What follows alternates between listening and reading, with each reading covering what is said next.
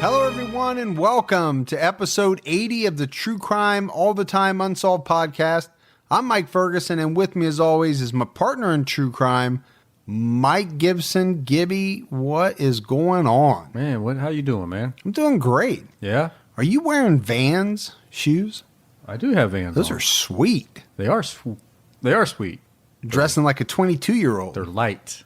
22-year-old. You're about 30 years too old for those Vans, Nah, son. man, these are good. Trying to keep yourself young. I like it. These are good, man. Working out. You got a new pair of shoes. I've had these shoes. I've worn them over here probably about 2 months now. I've seen them. I just haven't said anything Oh, you haven't yet. said anything yet? Just waiting for the moment, huh?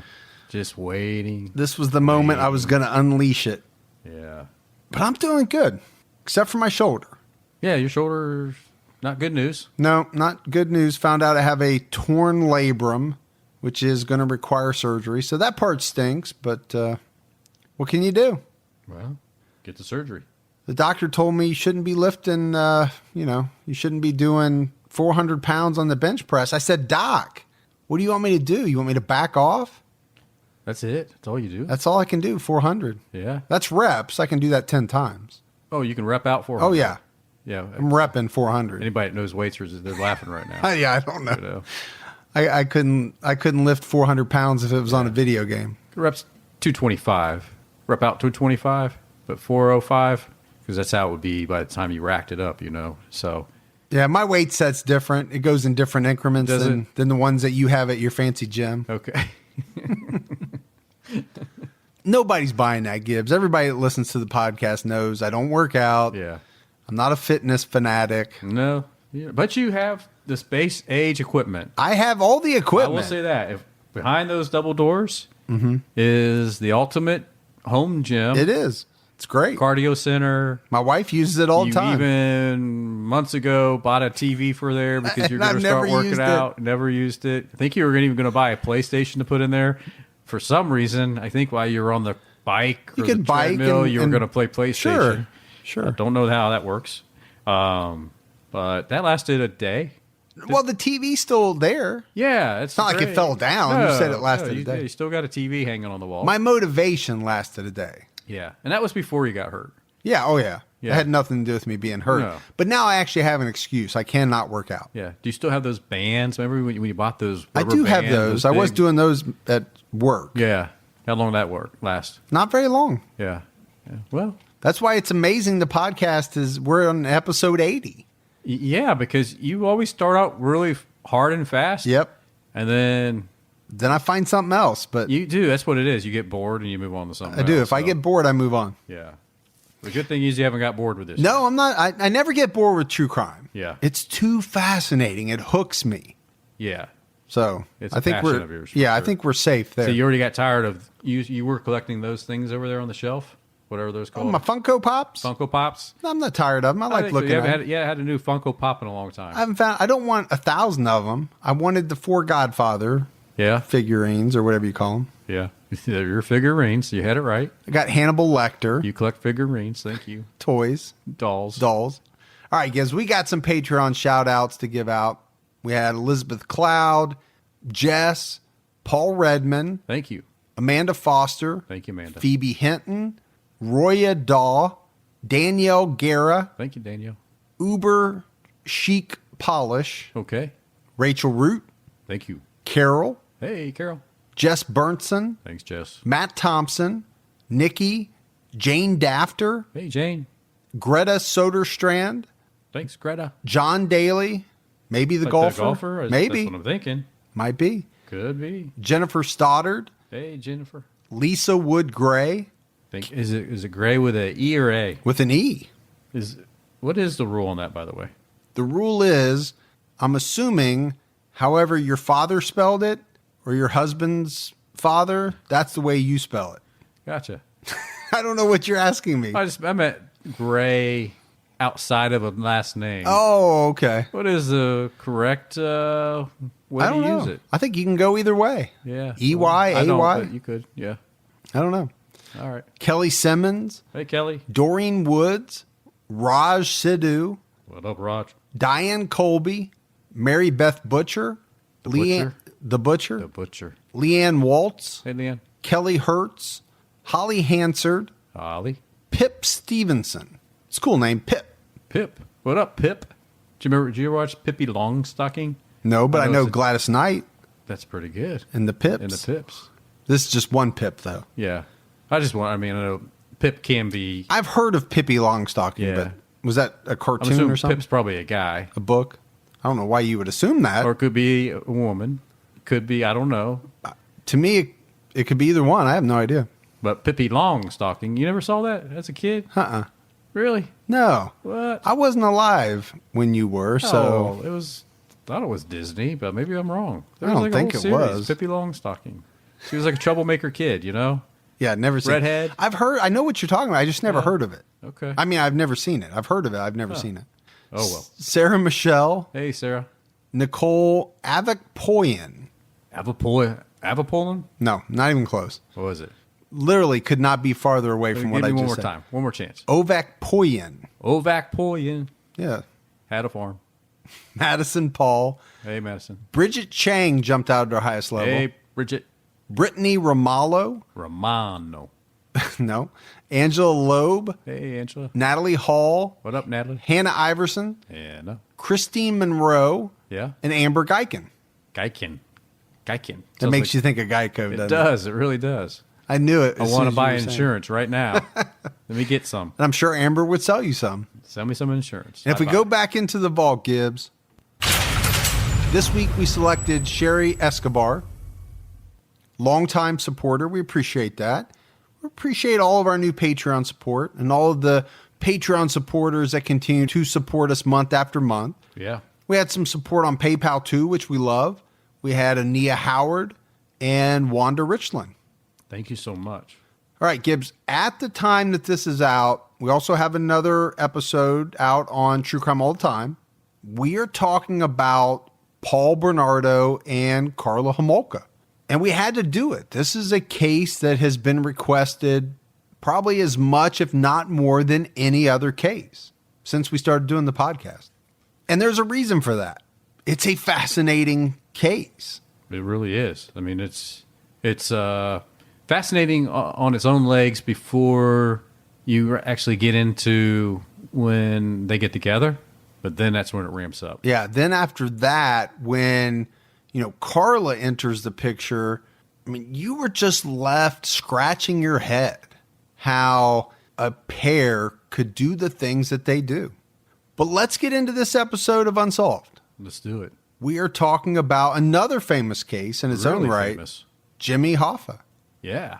The disappearance of Jimmy Hoffa is probably one of the most well-known, by name recognition alone, disappearances that has happened in the last, however many years. You can talk about Amelia Earhart, Natalie Holloway. There are some very famous unsolved disappearances, but Jimmy Hoffa is up there. He's really up there, man. One of the reasons is because there have been so many theories on what happened to Jimmy Hoffa, from being buried under Giant Stadium, encased in cement under some building that was built. I mean, you can just go down the line. There are so many different theories of what may have happened to him. For one thing, Gibbs, he had a lot of enemies. I mean, that's one thing that probably separates Jimmy Hoffa from a lot of other unsolved cases that we do. He was a very well-known person. He was outspoken.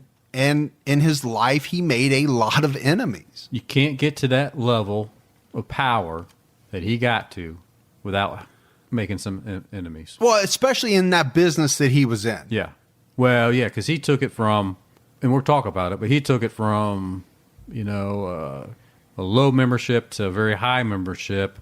And to do that, you had to really be tough, and you had to do some things people typically don't have the stomach or the fortitude to do. Yeah, and he stepped on a lot of toes. Yeah. As he did it, too. Yeah. So, but let's start off talking about his background. James Riddle Hoffa was born in Brazil, Indiana. on February 14th, 1913, to Indiana natives John and Viola Hoffa. And Riddle, that's such a strange middle name. Riddle me this. Riddle me this. But it comes from his mother's maiden name, was Riddle. So that's where they got it. Yeah, that's exactly where they got it.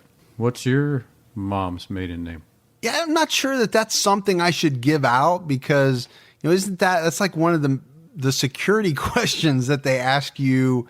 Oh yeah, on websites. What's your mom's maiden name? Yeah, what's your mother's maiden name? What, Gibbs? Won't you tell the national audience what your Social Security number is, and throw in your PIN number for your ATM while you're at it? Yeah. So 174 Oh no, you should not. Oh, no. How about the PIN? I can do the PIN. Go ahead. All right. You ready? You gonna write it down? You sure? It's 4 numbers. I think I can remember it. 030405. Okay, so you added some numbers in there. Maybe. Somehow. You cracked me up. So Hoffa's father died in 1920 when he was 7 years old. His mother moved the family to Detroit in 1924. Jimmy left school at age 14 and began working full-time, manual, heavy labor jobs to support the family. 14. But what else was he going to do, Gibbs? He was, at that point, I guess, the man of the house. Yeah. Had to step up. Yep. And from there, he would grow up to be an American labor union leader and eventually would become the president of the International Brotherhood of Teamsters Union from 1958 to 1971. Teamsters, man. I was a Teamster. Were you? Yeah. Now, was that when you were at UPS? I was, yeah, for 10 years, man. Teamsters Local 957, Cincinnati. All right. That's great information. Somebody right now is putting up a fist going, hey, Teamster bro. Yep. He was a Teamster. Gibby was a Teamster at one point. Now they're definitely Team Gibby. You are smacking the microphone with your fist. That's what Teamsters do. It keeps going back and forth. That's what we do, man. You got so fired up about thinking of being a Teamster. When I was a Teamster back in the day. So we said that he was the president until 1971. He vanished in late July of 1975 at the age of 62. That's pretty young, considering I'm 52. Yeah. So if you think that you would disappear in 10 more years, yeah. If you want to put it that way. I could disappear before then, though. You could disappear later on tonight if you keep smacking that microphone. Now, at a fairly early age, Jimmy began union organizing work at the grassroots level when he was employed as a teenager at a grocery store chain. And it happened because this job that he had paid very low wages, the working conditions were poor, and the job security was terrible. So even as a youngster, Gibbs, I think he was looking around at his other workers, seeing that, they didn't like this situation. And obviously he probably didn't like it either, but he tried to organize a union. So even though he was a young kid, essentially, he won the respect of the people he worked with. I mean, they saw him. They thought he was brave. He was personable. And the fact that he was willing to take this fight on, it impressed them. Yeah, I think they definitely could see something in this kid, He was a go-getter. Yeah. He was willing to take on, the establishment for what he felt and knew were, things that were happening that weren't right. Yeah, he's gonna be an achiever. That's for sure. No doubt. Yeah, kind of like somebody we know. Appreciate that. Or that. or something else. Yeah. But those characteristics, they are what helped him to rise to a leadership position. Now, he left the grocery store chain in 1932 because he had a shift foreman that was abusive to the workers, and he wasn't going to take it. He refused to work in those conditions. Yeah, this guy was abusive towards him because, Jimmy's trying to organize a union there. And in a non-union environment, that's something that management does not like. It's frowned upon. It's frowned upon for sure. And that's what we said in the beginning, right? So, I mean, this is one of the reasons why I say he stepped on a lot of toes making his way, up the ranks, and especially as he was president of the Teamsters Union, he did a lot of things that people didn't like. But after this, he was invited to become an organizer with the Teamsters Local 299 in Detroit. So by the time he was 25, he was a union activist, and he was getting to be a pretty well-known union figure in this region. And what better place than Detroit back then? There was a lot of manufacturing going on in the city of Detroit. By 1952, Jimmy Hoffa was the national vice president of the International Brotherhood of Teamsters. Which is huge, man. It is huge. At that young of an age, too. He's not even 40 years old. 39 years old. That is that's a very high profile position, but he doesn't stop there, right? In just a matter of 6 years, he would be president. So, at age 45, he is president of the International Brotherhood of Teamsters. Which is, man, what a feat that is. It is. I mean, he's the top dog. He's the big man on campus. He controlled everything, if you think about it, from the standpoint of unions and manufacturing and all of that. And I think, part of the reason the membership loved him because he was a man that could get things done, right? He was not afraid to take on anybody, anything head on. No problem. He would stand up for what he believed was right for his union members. So to add on to that, he brokered the first national agreement for Teamsters pay rates in 1964 under the 1964 National Master Freight Agreement. He would be responsible for increasing the membership and becoming the largest union during its peak. I mean, it had 2.3 million members. During his reign as president, he peaked at 2.3 million. That's big numbers, man, for the Teamsters Union. What's big, not only in the number of members, but it's big in the dollar amount associated with the dues paid by that high number of members. Right, Gibbs? We're talking about a lot of money flowing into the coffers of the IBT, and at the helm is Jimmy Hoffa.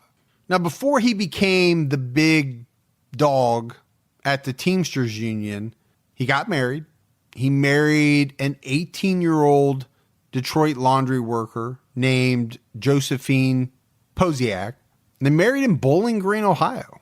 Just 2 hours up the road. Yeah. Yeah. Everything's up the road from us for you. Well, this is actually really up the road. It is really, literally up the road. Yeah. So they married on September 24th, 1936.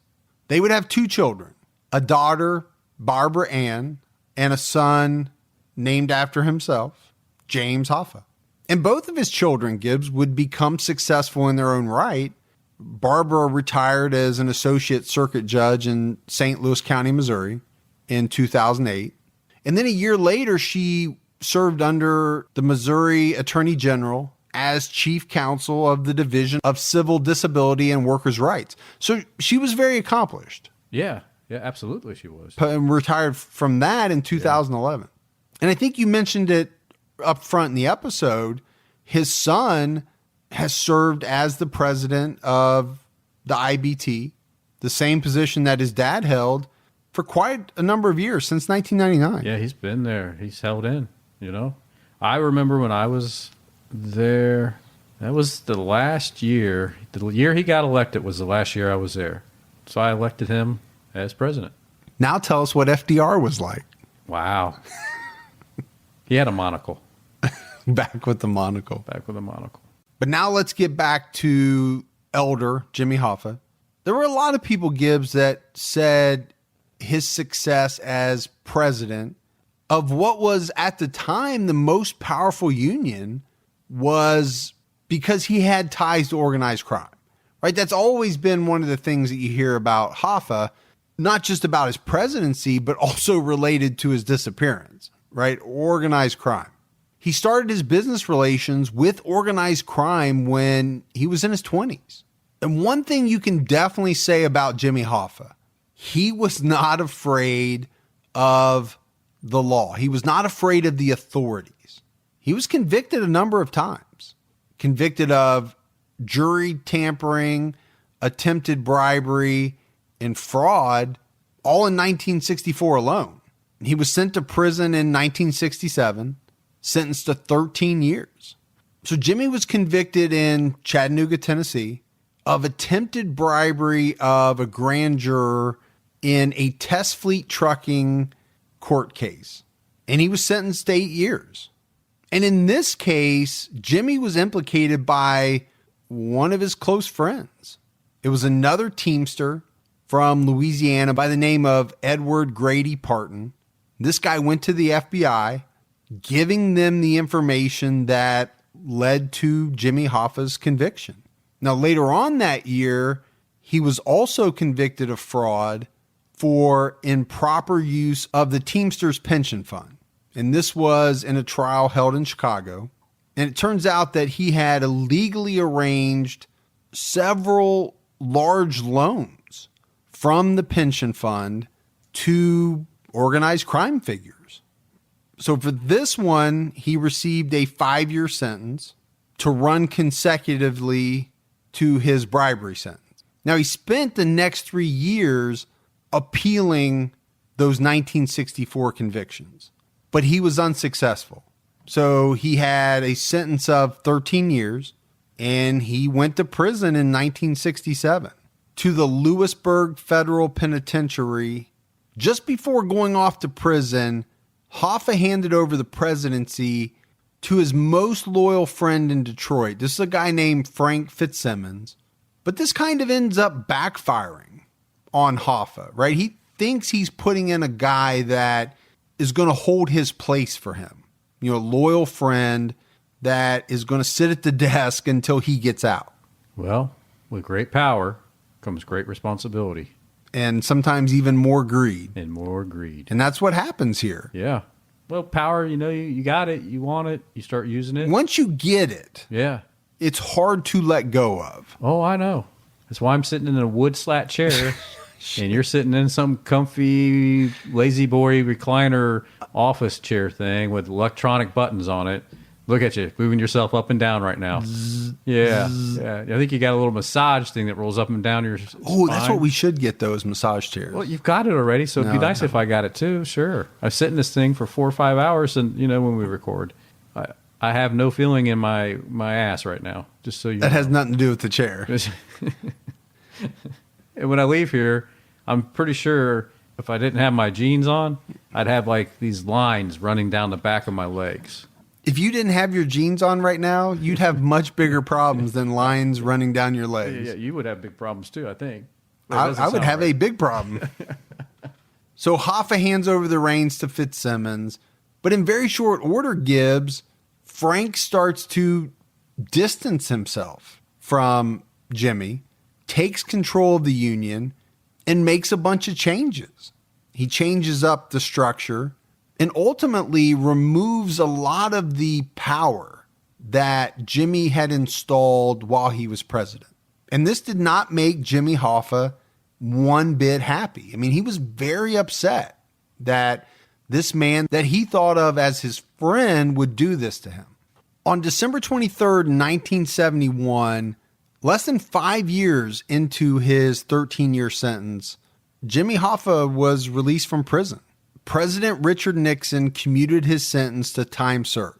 But to get that pardon, he had to resign as president of the union, and he was also barred from any union activities until 1980. So that's 9 years. Yeah, it is. Yeah. Almost 9 years. It's good to have friends in high places. It is. Now, when he got out, he was awarded a Teamsters pension of $1.7 million that was delivered in a lump sum payment. Not bad to get in 1971. That is a boatload of money in 1971. That'd be like getting beep, boop, beep, boop, beep, boop, boop. $11 million today.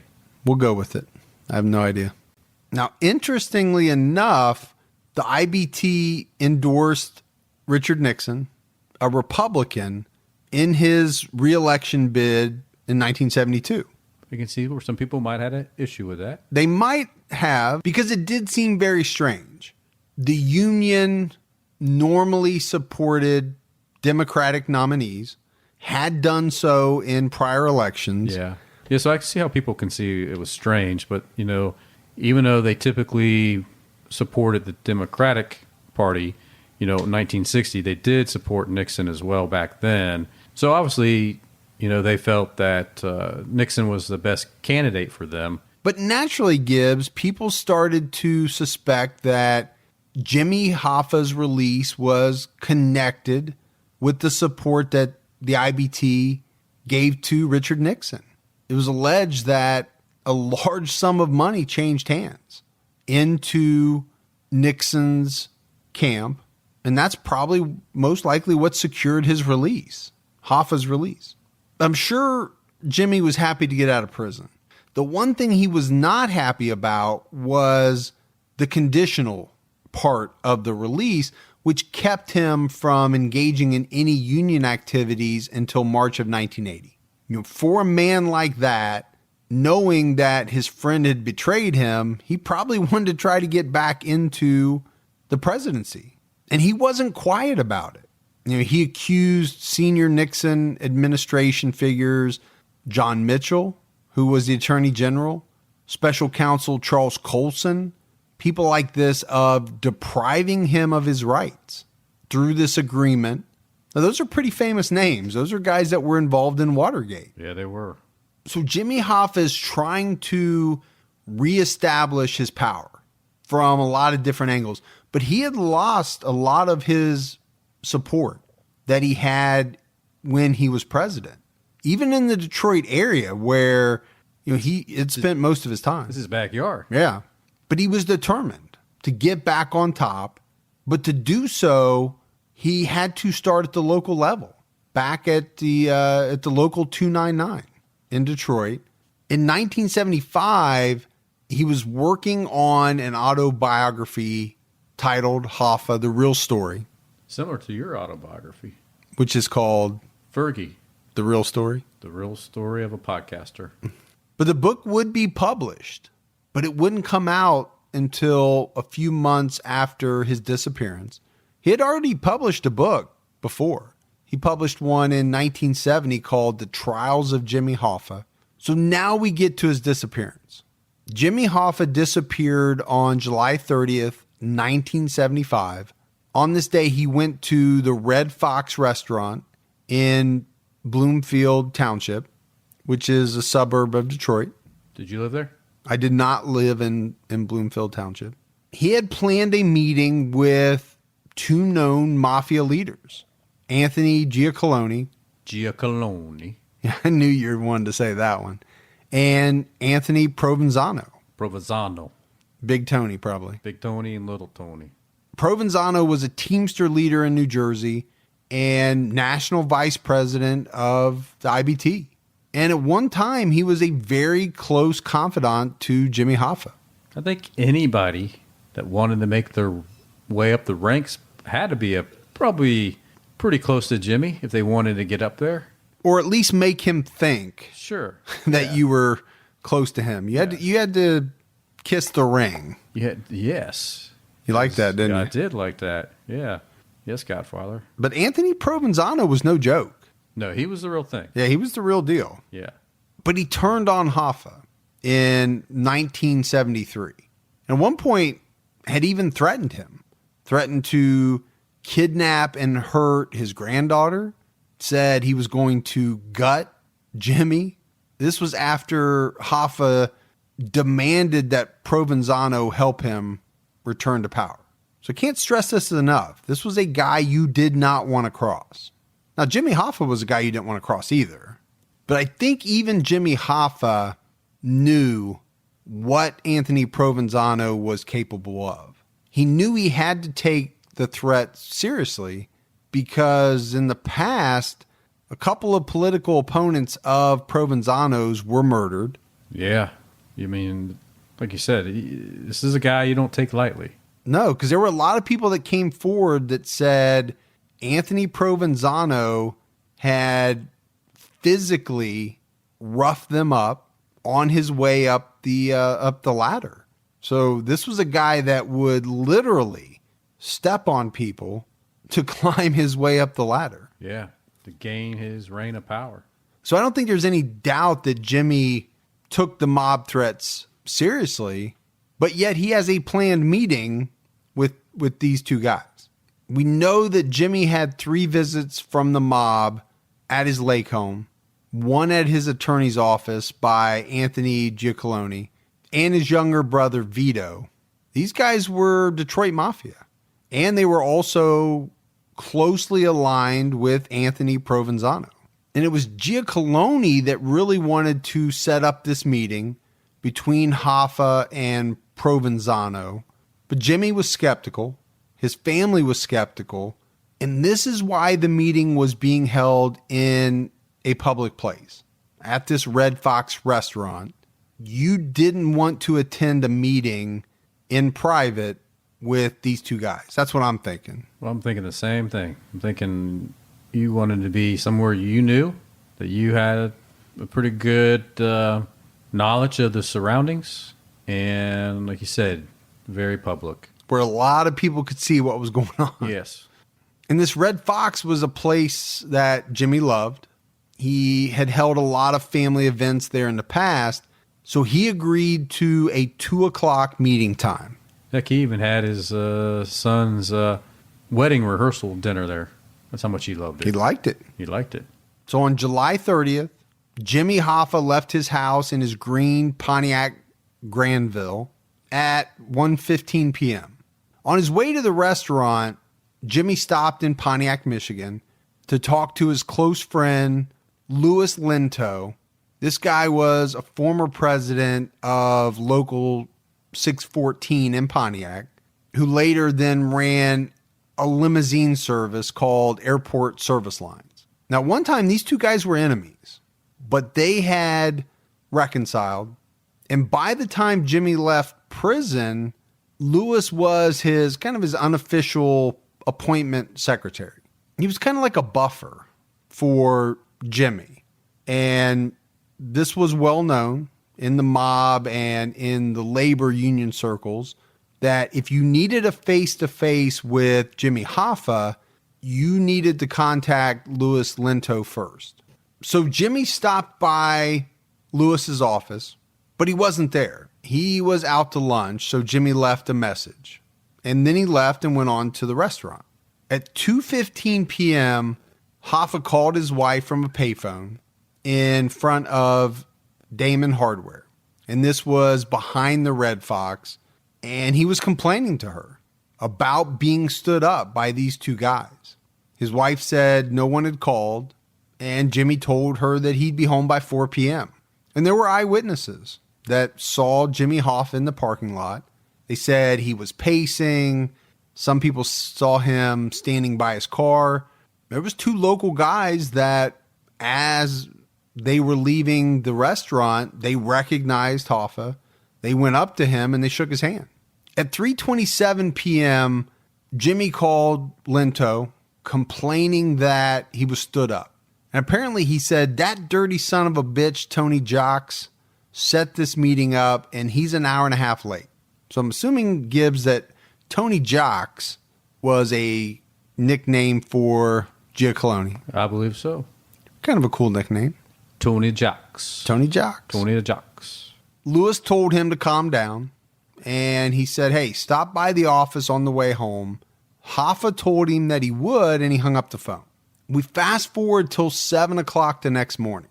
Jimmy's wife called her son and daughter on the phone, saying that their father didn't come home the night before. And later on, Jimmy's daughter would talk about having a vision of her father. And in this vision, he's slumped over, wearing a dark-colored, short-sleeved polo shirt, and he's dead. And the mysterious thing about this, Gibbs, is that, if what she's saying is true, she was spot on with what Hoffa was wearing that day. Now, she says there's no way she could have known that. Just a little interesting tidbit there. Yeah, some people have those psychic abilities. They can reach back in time to people's. Anybody like that can reach back in time? Do you have psychic abilities? Well, maybe I know somebody that can reach back in time and talk to like somebody's mom or grandma. Really? Do you need somebody to reach out to find somebody for you? If you have somebody like that, yeah, sure. Yeah. Tell me what you want to know, and then I'll come back and tell you yes or no. Yeah, I believe that. At 7:20 that morning, Louis Linto went to the Red Fox, and he found Jimmy's car in the parking lot. It was unlocked, but there was no sign of Hoffa or any indication of what happened to him. So he calls the police. They arrive at the scene. The state police were brought in. The FBI was brought in. And it's around dinner time that night that Jimmy's son, James, filed a missing persons report. And Gibbs, there have been years of extensive investigation that have happened. You've had numerous law enforcement agencies, including the FBI, investigating the disappearance of Jimmy Hoffa. No one has come to any type of solid conclusion. Giacalone and Provenzano have denied having any scheduled meeting with Jimmy. When they were investigated, they were not found to have been anywhere near the restaurant that afternoon. And Jimmy Hoffa was declared legally dead on July 30th, 1982. But like we talked about, this case continues to this day to be filled with rumors, speculation. Yeah, I mean, you can watch just some mainstream TV, some movies. People they always throw in the Hoffa thing, Jimmy Hoffa was buried there. Sometimes it's a joke. Yeah, exactly. And every now and then you see something on TV where they go scan a site, or they dig up something because they heard that Hoffa might be buried there. Maybe that's where the bones are. Using that ground penetrating radar that they have now. So there's always something going on every now and then. You hear about it. But there have been some developments since 1982. In 1989, the head of the FBI's Detroit office, a guy by the name of Kenneth Walton, he told the Detroit News he knew what happened to Hoffa. He said, quote, "I'm comfortable I know who did it, but it's never going to be prosecuted because we would have to divulge informants and confidential sources." It's a pretty powerful statement coming from the FBI of the Detroit office. You would think at some point that maybe that information will be declassified. Well, if that's true, if they have the information, at some point in time it'll come out. Yeah. I mean, it's been let's see, how many years now? It's been 43 years. 43 years now. So probably getting kind of close where... You figure some of these people, if they were 20s, 30s, they're still alive maybe. Yeah. So I guess we're getting there. Maybe we'll find out what was in that FBI report. Now, in 2001, the FBI matched DNA from Jimmy Hoffa's hair, which was taken from a hairbrush, with a strand of hair that was found in a 1975 Mercury Marquis Brougham. And this is a car that was driven by a longtime friend of Hoffa's named Charles Chucky O'Brien. And allegedly, O'Brien had borrowed the car from Joey Giacalone. This was Anthony's son on that day, July 30th, 1975. And ironically, there was a couple individuals near the restaurant that they said they saw Jimmy get into a burgundy Mercury Marquis Brougham. If that's true. Right. We have to preface everything by saying, if this is true, then yeah, it's great. If that's true. But I do believe that police and especially Jimmy's family have for a long time believed that Charles O'Brien played some role in Jimmy's disappearance. But O'Brien has denied any involvement in Hoffa's disappearance. And not only that, he's denied that Jimmy Hoffa was ever a passenger in the car. Well, what else would you do? Well, you're short of Just raising your hand? raising your hand and said, I did it, or... It was me. It was me. I did it. I mentioned in the beginning, Gibbs, Giant Stadium. That has always been one of the big rumors because it was being built around the time that Jimmy Hoffa disappeared. Right, and there was a lot of gangster and union relationships going on at that time to get it built. So in the first season of the show Mythbusters, which I loved, by the way, I used to watch Mythbusters all the time. is it still on? No. Oh, okay. No, they stopped it. They busted all the myths, ran out of myths. I don't know if they ran out of myths. I think they got tired of doing it. Tired of doing it. Or maybe they didn't want to pay him enough to do it. That's true. But I always liked that show. I thought it was a good show. But this was a myth that they were trying to bust. So they took that ground penetrating radar to see if there were any disturbances that would indicate a human body had been buried there. They didn't find anything on the radar. Giant Stadium was demolished in 2010. No human remains were found. Then we have to talk about this book called I Heard You Paint Houses, Frank the Irishman Sheeran, and the Closing of the Case of Jimmy Hoffa. The author, Charles Brandt, claims that Frank Sheeran was a professional killer for the mob and a longtime friend of Jimmy Hoffa's.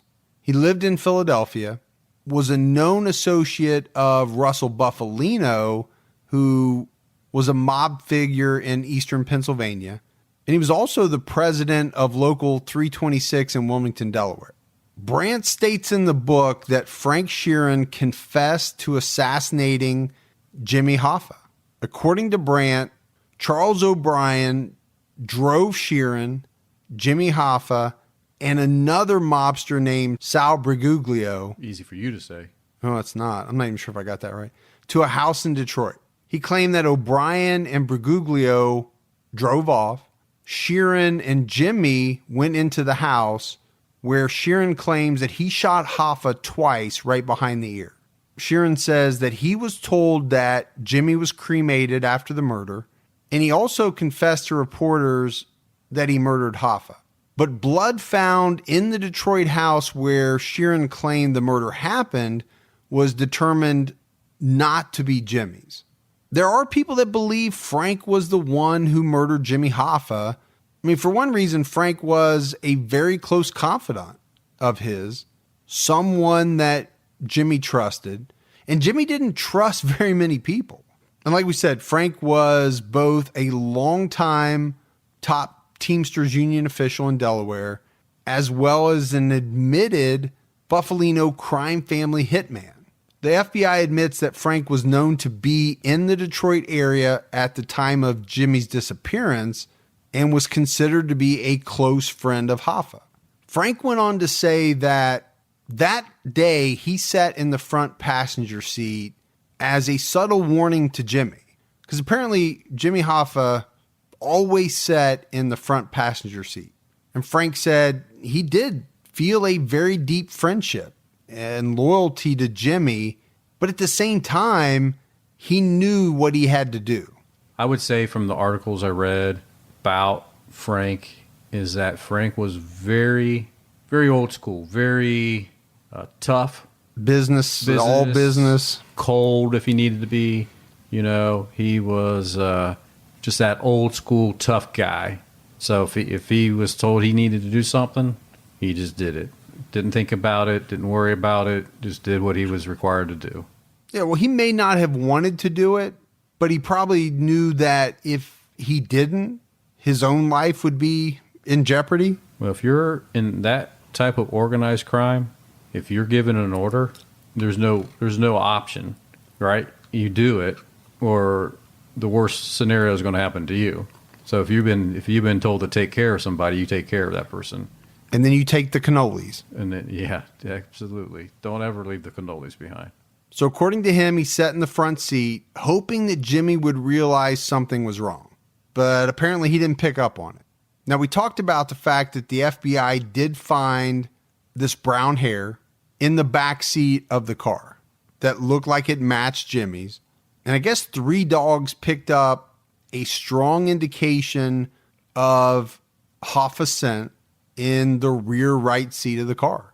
So I don't know if any of this is true, Gibbs, but a lot of these things weave together, right? So Frank Sheeran is putting Charles O'Brien in the car.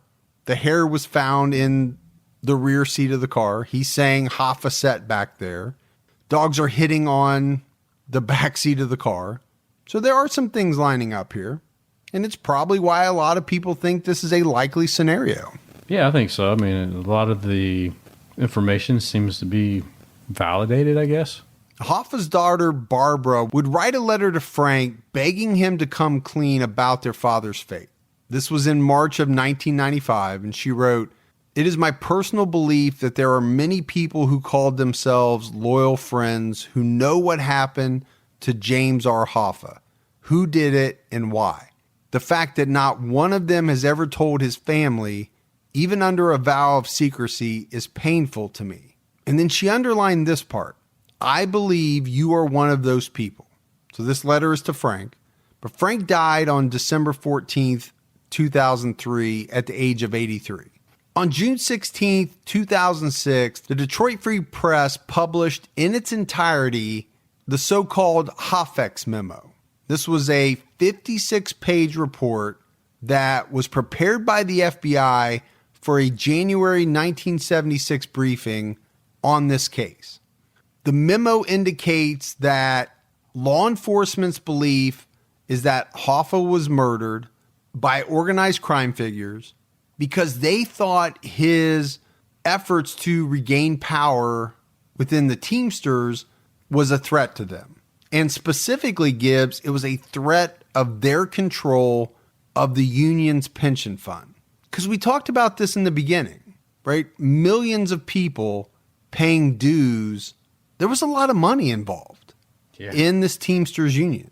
Yeah, a huge amount of monies. Yeah. And a lot of money in this pension fund. And we have to talk about Richard Kuklinski. This is like your episode number 2. It is. It was the second episode of True Crime All the Time. It was the only episode I was not involved in. Yep. Sans Gibby. Yep.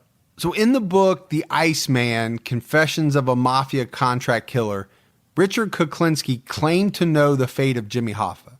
He said his body was placed in a 50-gallon drum and set on fire for about a half hour. Then the drum was welded shut and buried in a junkyard. And then, according to Kuklinski, an accomplice started to talk to the federal authorities, and there was fear that he was going to use this information as leverage. So they dug the drum up, put it in the trunk of a car, and they compacted the whole car into one of those little cubes, Gibbs. Yeah. It's amazing they can take something that size and shrink it down to that little 4x2 foot cube. It really is. If you've ever seen a car compacted, it's almost unbelievable that they can do it like that. I know. All that amount of pressure has to be involved to do that. So he goes on to say that it was sold as scrap metal, shipped off to Japan to be used in making new cars. So someone's driving around in a Honda or a Toyota that has some Jimmy in it. It's got a little Jimmy in it. Got a little Jimmy. If that, yeah, it could be if that's the truth. Wow. Hoffa's former bodyguard told a newspaper that Hoffa was shot with an electric stun gun, killed. His body was shredded and dumped in the Florida Everglades. That would be a rough and a weird way to get rid of a body. To take a body and run them through an industrial metal shredder and then take the remains, feed it to... Why not just take the body directly to the alligators? I'm like, what remains are coming out of that shredder? Yeah, it's not going to be... The amount of effort and work that you'd have to do to clean that up to get rid of evidence. It would just be easier to take the body to the alligator farm or to the Everglades, take an axe with you, make a couple swings, and then go. Why go through all the effort of running through a shredder? You just dump the body. The alligators will that's true too. Take care of it. Yeah. Now, when The Sopranos was popular in the mid-2000s, a woman came forward who claimed her family history was used as a model for the show, but she also claimed her late husband said he murdered Hoffa and dumped him under the Verrazano Narrows Bridge. In a 2011 book, a man that described himself as a chauffeur and a goon for mob bosses claimed that he was at a Teamsters conference in Detroit in 1985 with a group of people that included mob boss Anthony Giacalone. As they passed the headquarters of General Motors, he says that Anthony allegedly nodded toward the building's foundation and said, "Say good morning to Jimmy Hoffa, boys." Well, that'd be one weird thing to do, be walking down the street and somebody say something like that. You'd have to think that maybe he knew something. Why else would he say good morning to Jimmy, boys? Well, and it's not just somebody, right? It's one of the people that was allegedly supposed to meet with Hoffa 10 years ago in 1975. In 2012, Roseville, Michigan police took samples from the ground under a suburban Detroit driveway after a person reported witnessing the burial of a body around the time of Hoffa's disappearance. The samples were tested at Michigan State University, but no signs of human remains were found. In January of 2013, a man named Tony Zerilli implied that Jimmy Hoffa was originally buried in a shallow grave, but that the plan was later to move his remains to another location. But Zerilli says that it never happened and that Hoffa's remains still lay in a field in northern Oakland County, not very far from the restaurant where he was last seen. Now, Zerilli denied any responsibility for what happened, saying that he just knows what happened, but he wasn't involved. But that information led police to a property in Oakland Township. The FBI called off a dig that had been going on for 3 days because they didn't find any human remains. So as we wrap up, Gibbs, let's talk a little bit about the IBT today. James Hoffa, Jimmy's son, still runs it. Yeah. It represents about 1.4 million workers. So it's from its peak, I guess, at 2.3. Mm-hmm. So down by about almost a million. Yeah, down considerably from its peak. But I think all unions are. No, I would agree with that. And what I found interesting was that about 3 years ago, the U.S. government ended its oversight of the Teamsters. So this is something that had been going on for about 25 years, where the United States government had oversight of the activities of the Teamsters. And apparently that ended in 2015. Which is good. That means people were doing the right thing. Hopefully it means there's a lot less organized crime than there was when they needed the oversight. But that's it. That is the unsolved case of the disappearance of Jimmy Hoffa. Where's he at? I don't know. I don't know where he's at, but I can say with almost certainty that he's not alive. At this point, yeah. But maybe he was hanging out with D.B. Cooper. Maybe. And Elvis. And Richard Nixon. And the lead singer of The Doors, man. Jim Morrison? Yeah. That supposedly died, maybe didn't die. I think he definitely died. I think so too, but some people said maybe. Did he really? I don't know. If I had to give my opinion, yeah, I would say it's most likely that he was murdered by some group of organized crime. Yeah, I agree with you. I think that's probably the most likely scenario. Yes, that's the logical answer answer to that. Yeah, and I would think that it could have had something to do with this huge pension fund. Yeah. I mean, you're talking millions, if not, I don't know if it was billions, but it definitely was hundreds of millions of dollars. I'm sure. So, and I think they used it like their personal piggy bank at one point. Yeah, I think so. So I think, greed, they do a lot of things for money. A lot of things for, when it comes down to greed. So, well, and especially organized crime. Yeah. They would do a lot of things for money. Yeah, and I think if they were able to get somebody that was trustworthy to him, to get him in a vehicle and get him somewhere, yeah, absolutely. I think one of the thoughts is that they liked Fitzsimmons, who took over for Hoffa. He was much more compliant.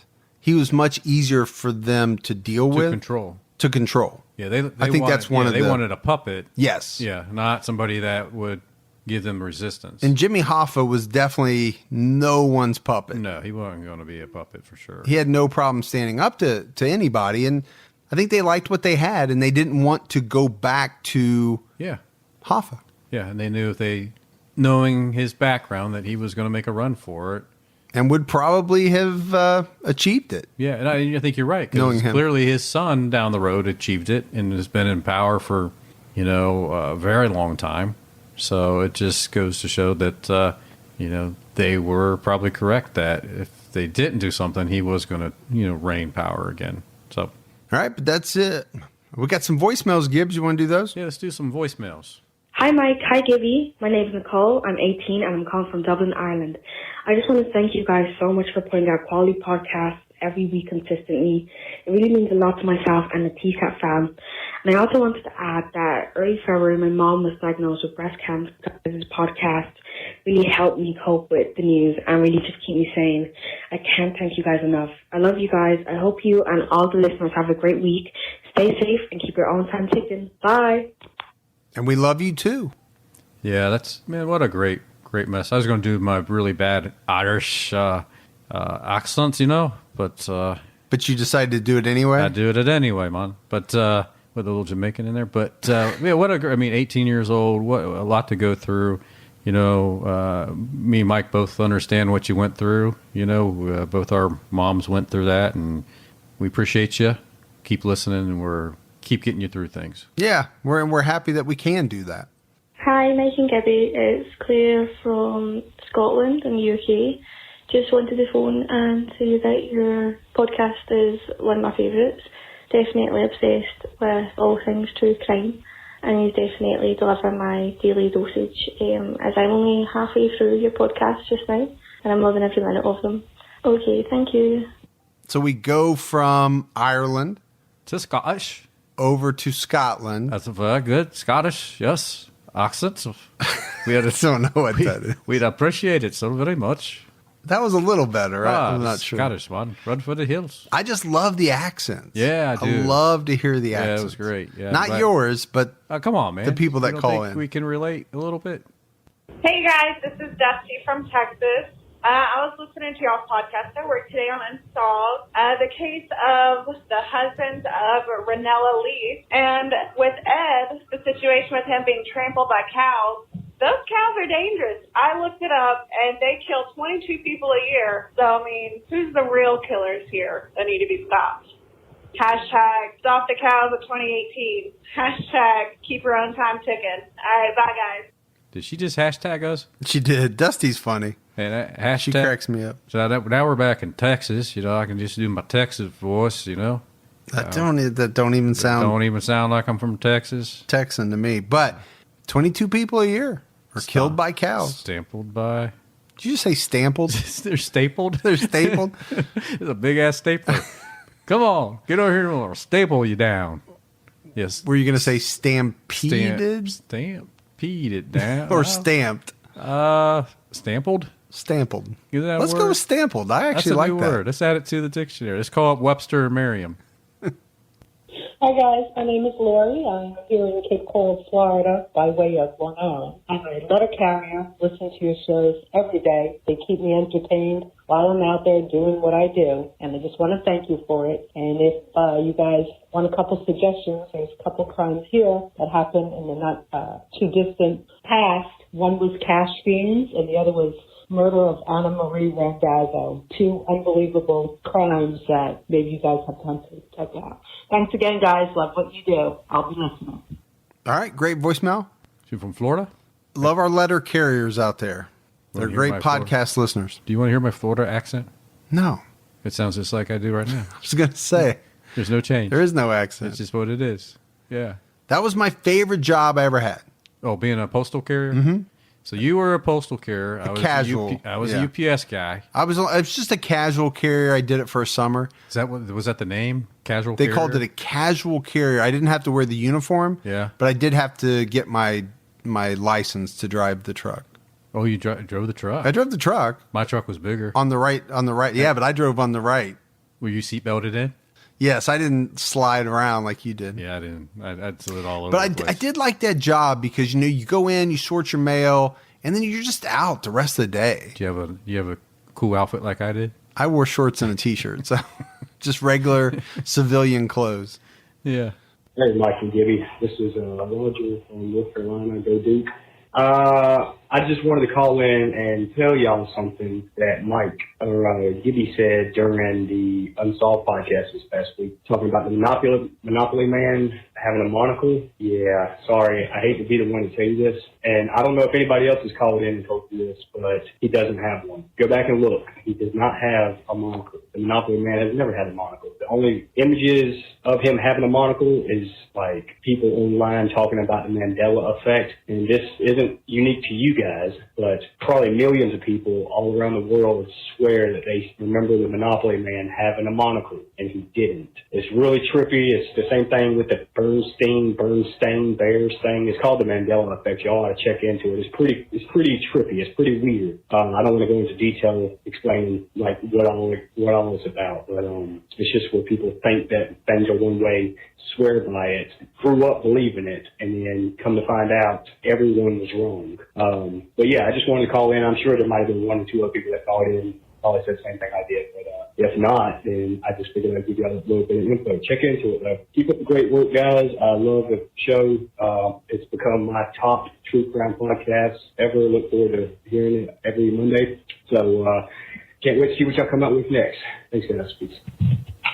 Well, that's a great voicemail. I really appreciate it. And are you really sure there's no monocle? I think he's pretty sure. Have you seen the Canadian edition? The Canadian version of Monopoly? But I actually talked about it on True Crime All the Time. That was the voicemail I was referring to. But I have received a lot of emails. Hi, Mike and Gibby. This is Melissa from New Jersey. It's been a long time coming, but I actually laughed out loud when Gibby couldn't figure out the lyrics for Tiny Dancer because as a kid, I consistently thought Elton John was saying, "Hold me close, young Tony Danza." And I couldn't figure out why he was talking about the guy from Who's the Boss. But anyway, it's nice to know that there's a kindred spirit out there that just couldn't get the lyrics right. Keep up what you're doing. Enjoying the podcast very much. Love you guys. Thanks for everything. Bye. Tanya Dancer will live on in the annals of true crime podcasting. Plain and simple. Why in the annals? Because I like to say the word annals. Yeah, that's weird. Yeah. You would. I would. Yeah. Okay. Tanya Dancer. Yeah. I kind of like Hold Me Close, young Tony Danza, too. That's I've heard that one. Some people say that. So I don't think I've heard the Tony Danza. I've never heard the young, but it sounds right when you put the young in front of it. Instead of saying closer Tony Danza, close young Tony Danza. Kind of sounds right. Yeah. I can hear it. Tanya Dancer is the more correct. So somebody sent me an email, Gibbs, about, I think he's a comedian in the UK, and he does a whole bit where he has like a tape recorder. Yeah. Yeah, I've seen that. Have you seen it? Yeah, it's funny. Plays a song and he tells you what you think you hear, what you think you're going to hear, and you hear it because sometimes he'll say what you're going to hear, and then he plays it, and it's because he just said it. It's what you hear. That's what you hear. Yeah. Somebody sent it to me in a link. I thought it was funny. All right, that is it for another episode of True Crime All the Time Unsolved. So for Mike and Gibby, stay safe and keep your own time ticking.